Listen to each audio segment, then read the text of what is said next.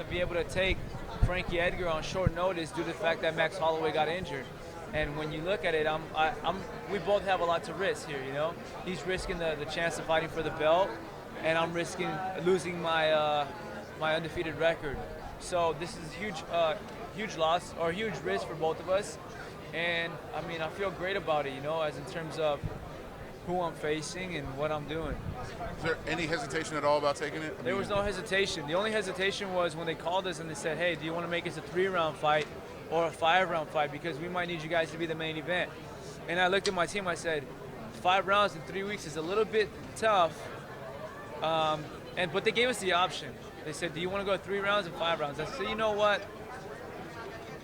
Let's go 5 rounds. If you're gonna go big, let's go all the way in, you know? It's like, we're in Vegas, man, go all in, you know? So that's what we did. We said, let's go 5 rounds. Let's just shoot for the ultimate goal. And that's what we signed up for. A week later, Cyborg saved the card, and they made us a co-main event, but we were already for 5. So I feel like it's good, you know? You said it's the biggest fight. Does it feel different? Does it feel like it's a bigger thing right now?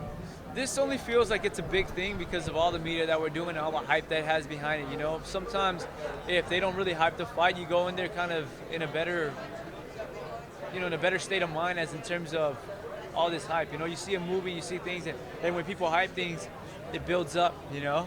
And I feel like that's what this fight has that other fights haven't had of mine.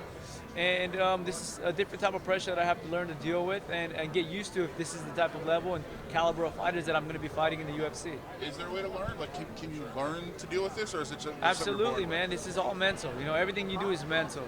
I feel like if you let it break you, and you sit in a room and you think about it all day, it will eventually get to your head, you know. But if you look at it and you try to mentally control yourself, and really, the mind is a powerful thing, you know. My dad always said the mind is a monster. Either the monster controls you or you control it, you know.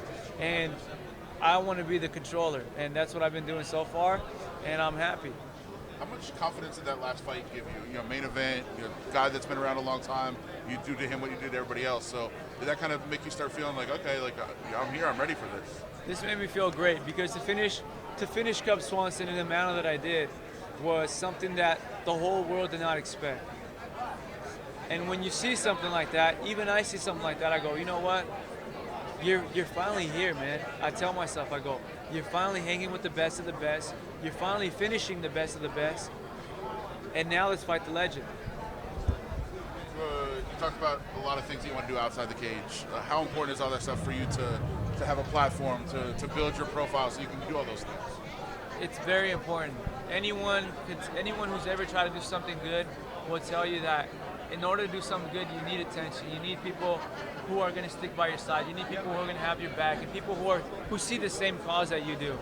And the way I look at it is, the more I fight, the more my name goes out there, and the more I win, the more my message will be shared with the world, and that's all I want. I want different types of platforms to share my message with the world. Fighting is the biggest platform I have in my life right now, but I'm sure there could be other platforms that I can tap into that I'm going to look into after this fight, that I can tap into it, you know, as in terms of helping people out. That's what I want to do. I want to help people out who are down and out.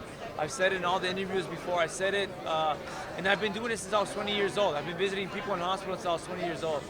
This is what I want to do. This is what I feel like my calling is to do, is to be a world champion and to help the world a better place. And that's exactly what I want to do with my life and my career, and then call it a wrap. What is the main message you want people to hear? I just want people to realize that it doesn't take much to be a good person. It takes simple gestures, simple things. Find someone with simple food every once in a while, not all the time. You don't have to be the perfect person. You don't have to judge yourself saying, oh man, because I drank last night and I partied, that doesn't qualify me to being a good person. Man, if it's in your heart, it's in your heart, you know? And if you truly want to help people, that's all the message that I want, you know? You never realize what a simple gesture can do.